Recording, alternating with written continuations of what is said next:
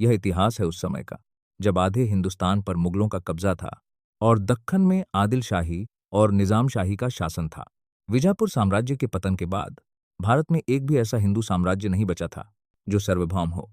इसी समय दक्कन की पहाड़ियों में एक शेर अपने नाखूनों को धार देने में लगा हुआ था।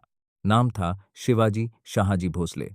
केवल 16 वर्ष की आयु में 12 मावलों को अपने झंडे के नीचे संगठित कर शिवाजी महाराज ने प्रचंडगढ़, जिसे आज तोरना कहा जाता है, जीत लिया। इसके बाद मराठों का यह झंझावात जावली, विशालगढ़, रायरी और प्रतापगढ़ तक पहुंच गया।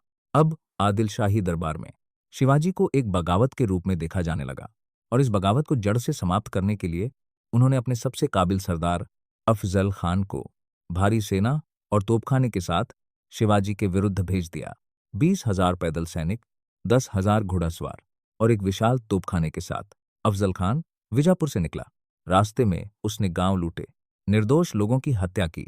उसे लगा कि ऐसा करके वह मराठों को खुले मैदान में लड़ने के लिए मजबूर कर देगा, जहां अपनी भारी संख्या के बल पर वह उन्हें आसानी से हरा सके। लेकिन शिवाजी महाराज के पास न पर्याप्त सेना थी और न ही धन। इसीलिए अपने चातुर्य का उपयोग करते हुए महाराज ने सह्याद्री की पहाड़ियों का सहारा लेने का निर्णय लिया और अपने सैनिकों के साथ प्रतापगढ़ पहुंच गए।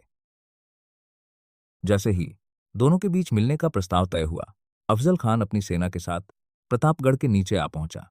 प्रतापगढ़ के घने जंगलों और ऊंची पहाड़ियों के बीच एक ऐसी मुलाकात होने वाली थी जो इतिहास बदलने वाली थी। अफजल खान को पूरा विश्वास था कि वह शिवाजी महाराज को धोखे से या दबाव में लाकर समाप्त कर देगा, लेकिन शिवाजी महाराज उसकी हर चाल को समझ चुके थे। दोनों पक्षों में संधि की बात हुई और तय हुआ कि दोनों एक छोटी सी जगह पर बिना सेना के मिलेंगे।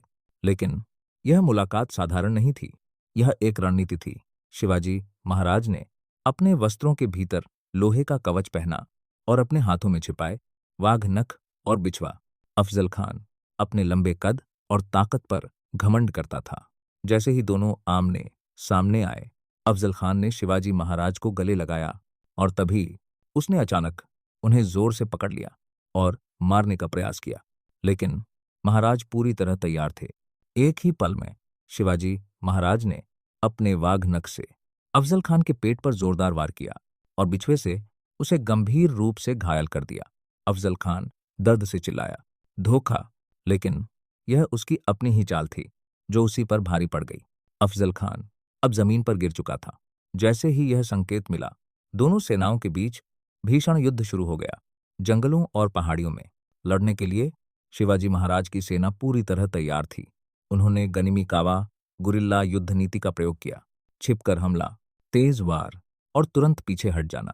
मराठा सैनिक पहाड़ों से नीचे उतरकर बीजापुर की सेना पर टूट पड़े।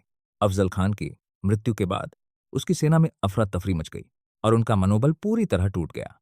शिवाजी महाराज के सेनापति नेताजी पालकर और कान्होजी जेधे ने दुश्मन सेना को चारों ओर से घेर लिया। यह सिर्फ एक जीत नहीं थी, यह एक संदेश था। एक छोटे से राज्य के युवा राजा ने एक विशाल सल्तनत के शक्तिशाली सेनापति को पराजित कर दिया था। प्रतापगढ़ की यह विजय पूरे दक्षिण भारत में शिवाजी महाराज का नाम गूंजा गई। लोगों को एक नई आशा मिली कि मुगलों और आदिल शाही जैसी शक्तियों का सामना किया जा सकता है। यह युद्ध केवल तलवारों का नहीं था, यह बुद्धि, रणनीति और साहस का युद्ध था। और इसी विजय के साथ स्वराज्य की नींव और भी मजबूत हो गई।